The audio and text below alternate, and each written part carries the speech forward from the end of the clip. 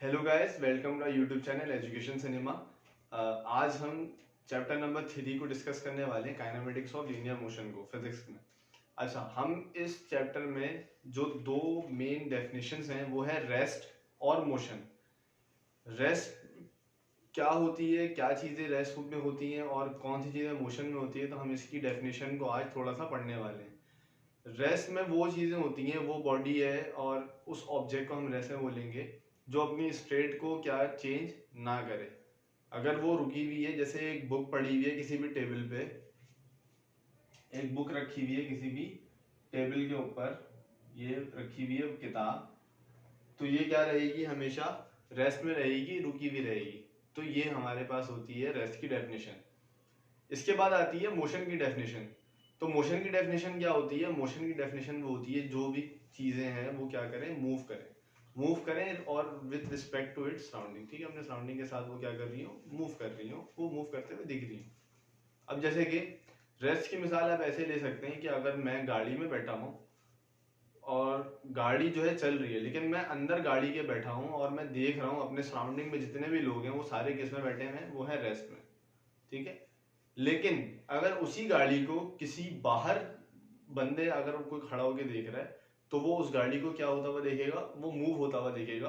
तो हम क्या कहेंगे कि अब बॉडी जो है वो क्या है, मोशन में, गाड़ी मोशन में। अब जब गाड़ी के अंदर मैं बैठा हुआ हूं, तो मैं अपने साथ जो जितने भी पैसेंजर्स हैं, मैं जब उनको देख रहा हूं तो वो सारे किस में हैं, रेस्ट में।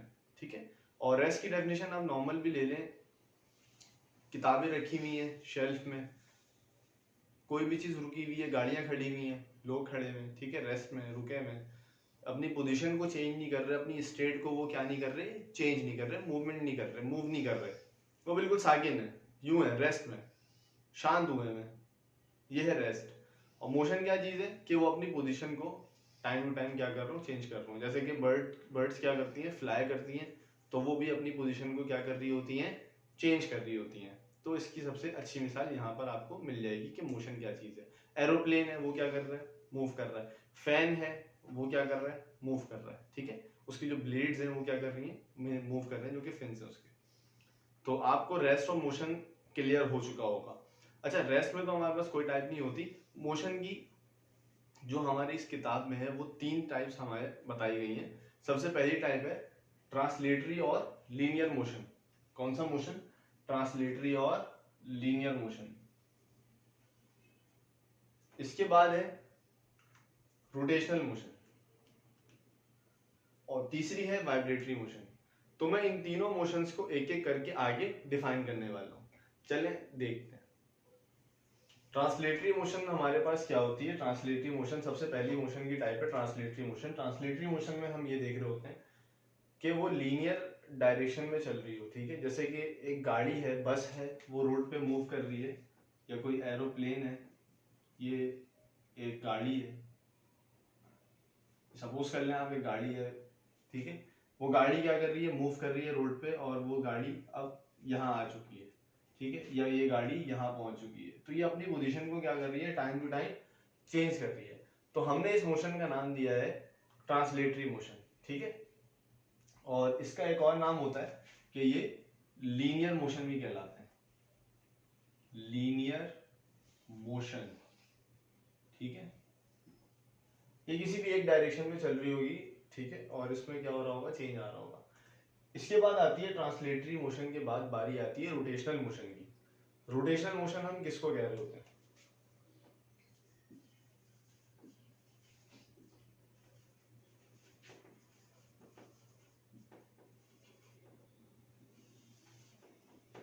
मैं आपके लॉजिक्स को यहाँ पे क्लियर करूंगा।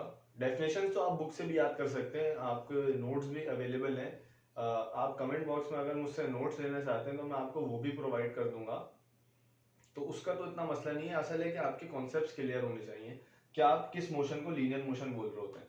ठीक है, तो लीनियर मोशन जो टाइम टू टाइम, जैसे गाड़ी है, नॉर्मली एरोप्लेन्स हैं, ये क्या कर रहे होते हैं, चेंज कर रही होती हैं। ठीक है, अपनी पोजीशन को चेंज कर रही होती हैं। रोटेशनल मोशन में क्या होता है, कोई भी चीज रोटेट करना। ठीक है, रोटेट कर रही है, रोटेट कर रही है, लेकिन वो कैसे करेगी, वो अपने एक्सिस पे रोटेट करेगी। तो अब एक्सिस क्या चीज होती है, जैसे फैन रोटेट कर रहा है। एक होती है रिवॉल्व करना, जो कि अर्थ रिवॉल्व कर रही है। सन ये रहा, अर्थ इसके बीच में यहाँ साइड में रिवॉल्व कर रही है, तो ये रिवॉल्व है, ठीक है, चक्कर लगाना। लेकिन यहाँ रिवॉल्व नहीं करना, यहाँ है सेंटर, इसका जो पॉइंट है, एक्सिस है, ये फिक्स है फैन का, और फैन इसके गिर्द क्या कर रही है, रोटेट कर रही है। अगर मैं एक नॉर्मल इसको समझा सकूं आपको, तो ये फैन है, ये ऐसा, और फिर 3 इसकी, तो ये जो इसका एक्सिस है, ये जो है, ये स्ट्रेट लाइन जो है, फैन उसी के अराउंड क्या कर रहा है, मूव कर रहा है। फैन क्या कर रहा है, उसी के अराउंड मूव कर रहा है, ठीक है। ये है रोटेशनल मोशन। इसमें तो एक एग्जाम्पल हो गई फैन की, दूसरी है अर्थ की। अर्थ जो स्पिन कर रही होती है, अगर हम सपोज कर लें अर्थ, ये अर्थ है बिल्कुल, उसका सेंटर ले लें, एक स्ट्रेट लाइन ले ली हमने, एक्सिस सपोज कर लिया, और अर्थ क्या कर रही है, उसी के बीच में स्पिन यूं भी घूमती है, यूं भी घूमती है, यूं भी घूमती है, हर तरह से वो स्पिन करती है, लेकिन वो चक्कर नहीं लगाती, वो मूव नहीं करती। तो उसमें एक और हमें एग्जांपल मिल गई किसकी, अर्थ की। और जो तीसरी हमारे पास मोशन है वो है वाइब्रेशनल मोशन या वाइब्रेटरी मोशन।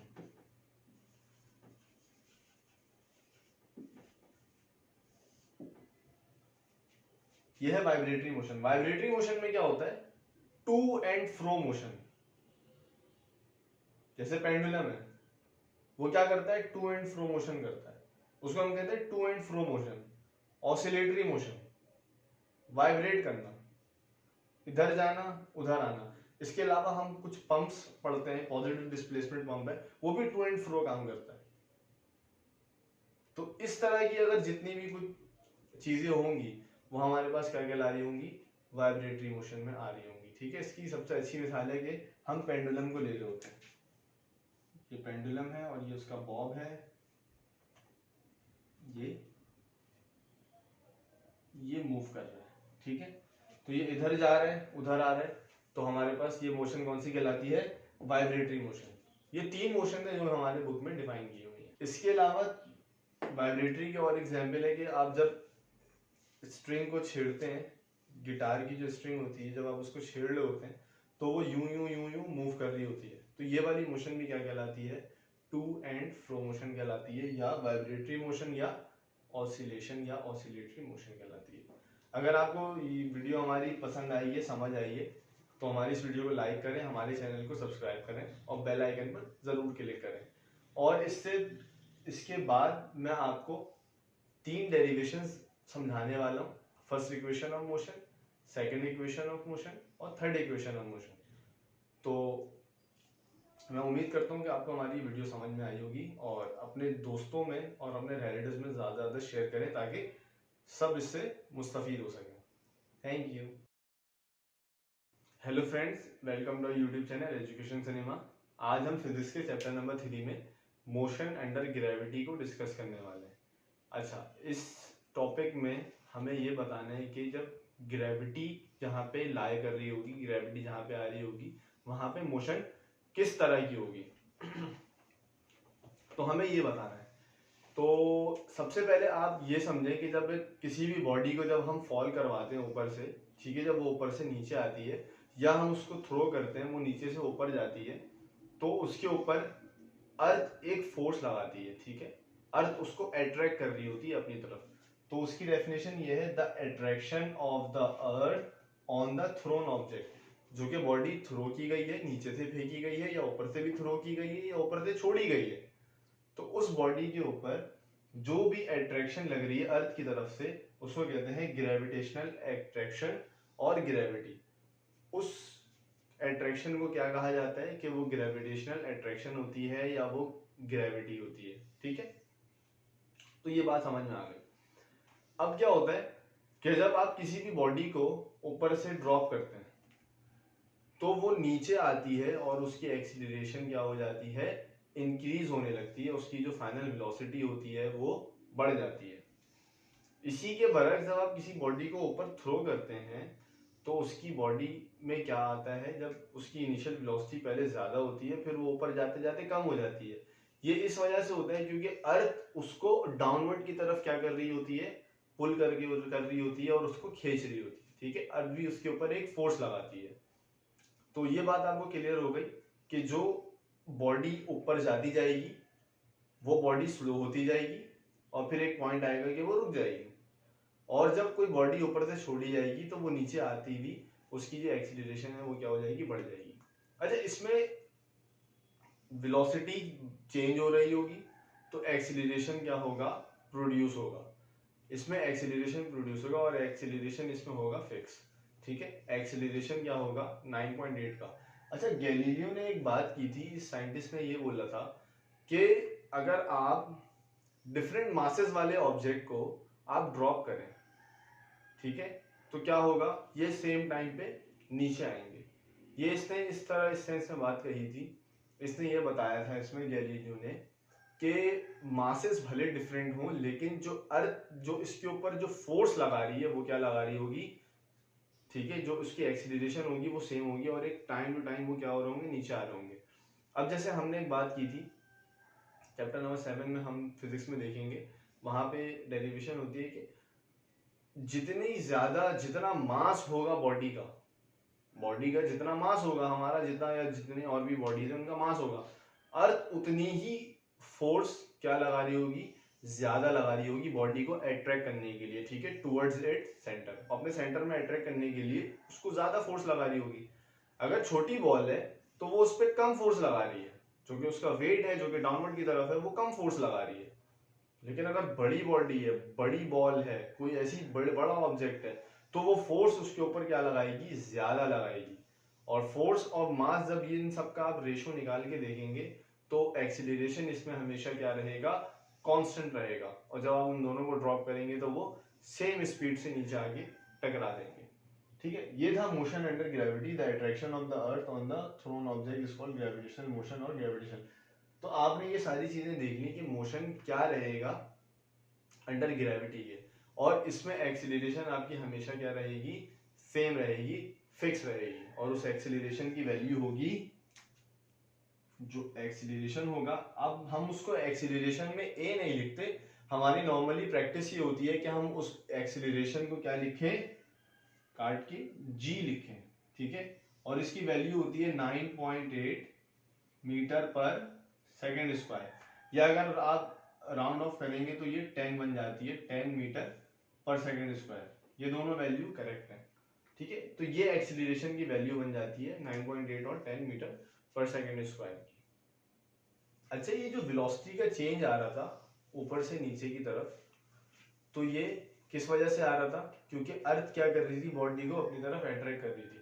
तो ये जो एक्सीलरेशन होगा यहाँ पर, जब वेलोसिटी चेंज हो रही है, पहले वेलोसिटी कम हो रही थी, अब वेलोसिटी बढ़ रही है, जब वेलोसिटी चेंज हो रही है तो यहाँ पे कौन लाया करेगा, एक्सीलरेशन, और एक्सीलरेशन यहाँ पे हम उस एक्सीलरेशन को क्या कहेंगे कि वो एक्सीलरेशन कौन सा है, acceleration due to gravity.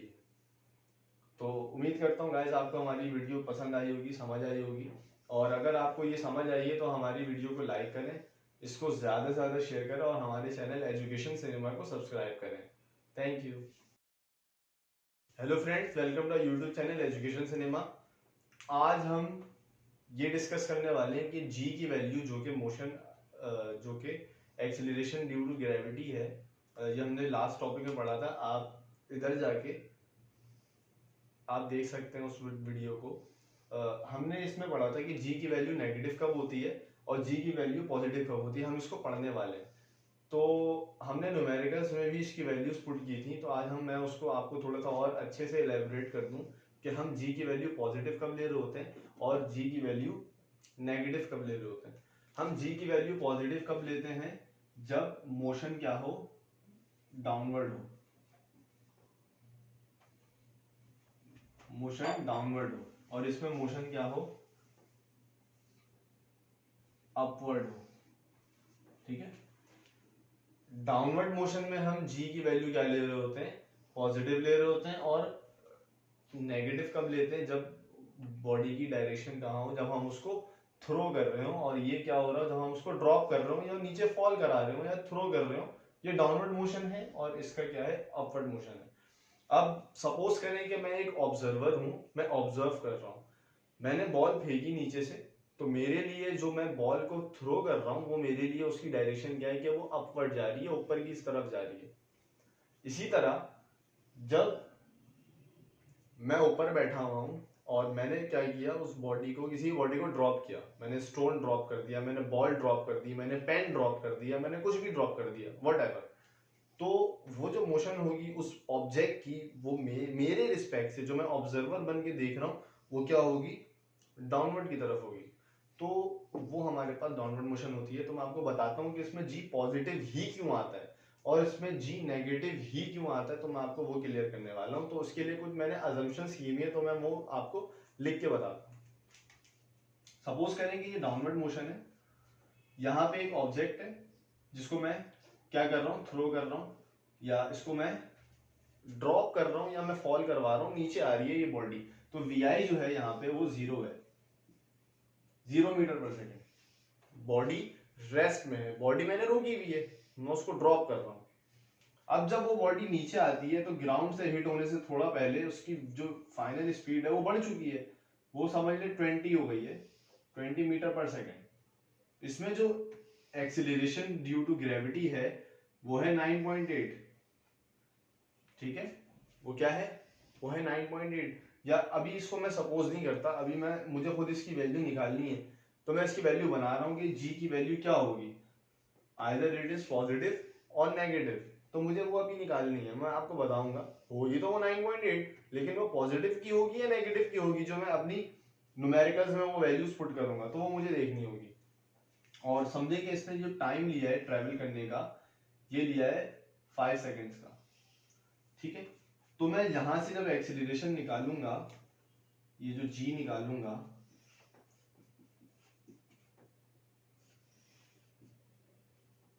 VF कितना है 20 माइनस वी आई कितना है 0 डिवाइडेड बाय टाइम कितना है 5, 20 डिवाइडेड बाय 5, मेरा आंसर आया 4। तो मैं यहां लिखता हूं जी की वैल्यू आ रही है 4 मीटर पर सेकेंड स्क्वायर। आप देख सकते हैं कि ये जो मेरा जी आया है एक्सीलरेशन ड्यू टू ग्रेविटी, वो जी मेरा पॉजिटिव का 4 आया है। वो पॉजिटिव ही आएगा, वो हमेशा पॉजिटिव आएगा, ठीक है, क्योंकि यहाँ पे जब मैं वी आई पॉजिटिव रख रहा हूँ, वी आई बड़ा है और वी एफ बड़ा है और वी आई छोटा है, तो यहाँ पे मेरा कोई नेगेटिव आंसर नहीं आ रहा। जो मेरा चेंज इन वी है, जो कि वेलोसिटी का चेंज है, वो मेरा नेगेटिव नहीं आ रहा, तो मेरा पूरा आंसर नेगेटिव नहीं आ सकता। मेरी जी की वैल्यू हमेशा क्या आएगी, पॉजिटिव आएगी, जो कि यहाँ पे आ रही है और ये प्रूव हो रही है। तो जी की वैल्यू हमेशा किस में रहेगी, पॉजिटिव रहेगी। ये है डाउनवर्ड मोशन, जी की वैल्यू उसमें हमेशा पॉजिटिव आएगी। तो जी क्या है, पॉजिटिव है, ठीक है, जी यहाँ पे पॉजिटिव है। और इसी के बरक्स अगर मैं यहां पे बात करूं कि यहाँ पे जी की वैल्यू क्या बनेगी, जो मैं न्यूमेरिकल्स में पुट कर रहा हूँ, तो वहां जी की वैल्यू नेगेटिव बनेगी। और नेगेटिव किस सेंस में बनेगी वो मैं आपको बताता हूं। एक मोशन, इस बॉल को मैंने ऊपर फेंका, जब मैंने इसको थ्रो किया तो मैंने इसकी इनिशियल स्पीड कितनी थी उस वक्त, 20 मीटर पर सेकेंड थी, और इसकी फाइनल स्पीड क्या हो गई, ऊपर पहुंच के 0 हो गई। और आपको बता दूं इसमें जो टाइम लगा वो लगा 5 सेकेंड का। मैंने इन दोनों को सेम इसी वजह से रखा है ताकि आपकी कंफ्यूजन ना हो, आपको क्लियर हो जाए, ठीक है। अब हमें बताना है कि जी इसमें पॉजिटिव आया या नेगेटिव आया। तो मैं क्या करूंगा, मैं इक्वेशन लगाऊंगा,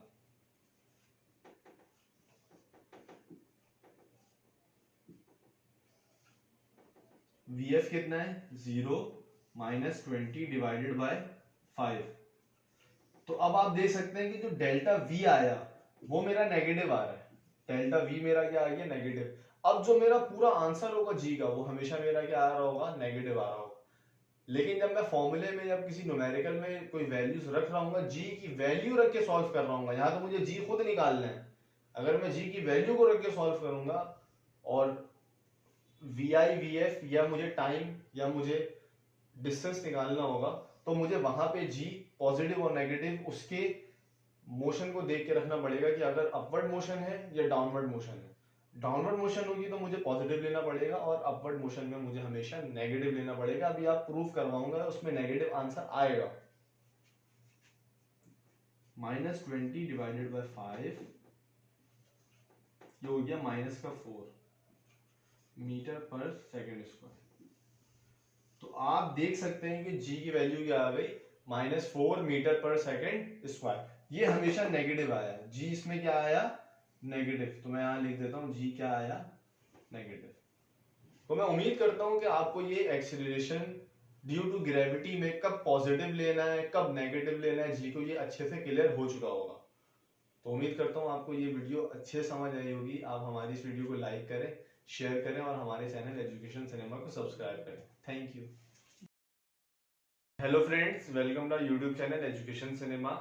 आज हम एक्सीलरेशन को थोड़ा सा डिफाइन करेंगे और एक्सीलरेशन में ये देखेंगे कि पॉजिटिव एक्सीलरेशन कब होती है और नेगेटिव एक्सीलरेशन कब होती है, और एक ऐसा पॉइंट होता है जहां एक्सीलरेशन ही नहीं होती है। तो हमें ये देखना है। सबसे पहले हम देखेंगे कि पॉजिटिव एक्सीलरेशन कहाँ पे होती है। पॉजिटिव एक्सीलरेशन हमारी उस वक्त होती है जब इनिशियल वेलोसिटी क्या हो, कम हो, और फाइनल वेलोसिटी ज्यादा हो।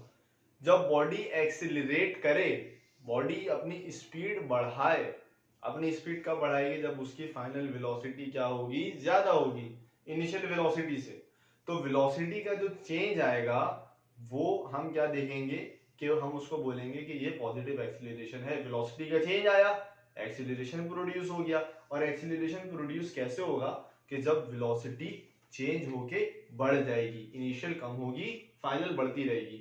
और अगर ये सेम स्पीड से बढ़ रही है तो ये यूनिफॉर्म एक्सीलरेशन है। ये है पॉजिटिव एक्सीलरेशन। इसमें वेलोसिटी की डायरेक्शन और एक्सीलरेशन की डायरेक्शन हम मानते हैं कि ये दोनों एक ही डायरेक्शन में है, सेम डायरेक्शन में। तो वेलोसिटी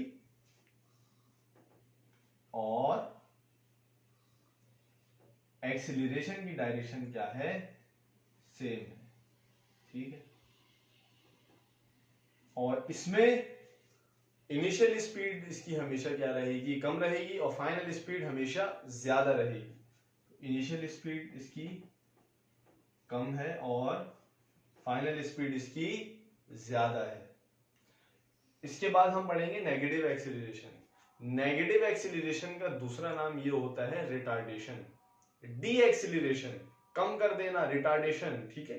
चेंज होगा, वेलोसिटी में चेंज आएगा, वेलोसिटी में चेंज आने की वजह से एक्सीलरेशन प्रोड्यूस हो जाएगा, लेकिन वो एक्सीलरेशन क्या होगा, नेगेटिव एक्सीलरेशन होगा, वो होगा रिटार्डेशन।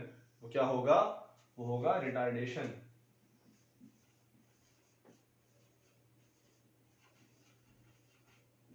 वो है रिटार्डेशन। और क्या कह सकते हैं इसको, डी एक्सीलरेशन।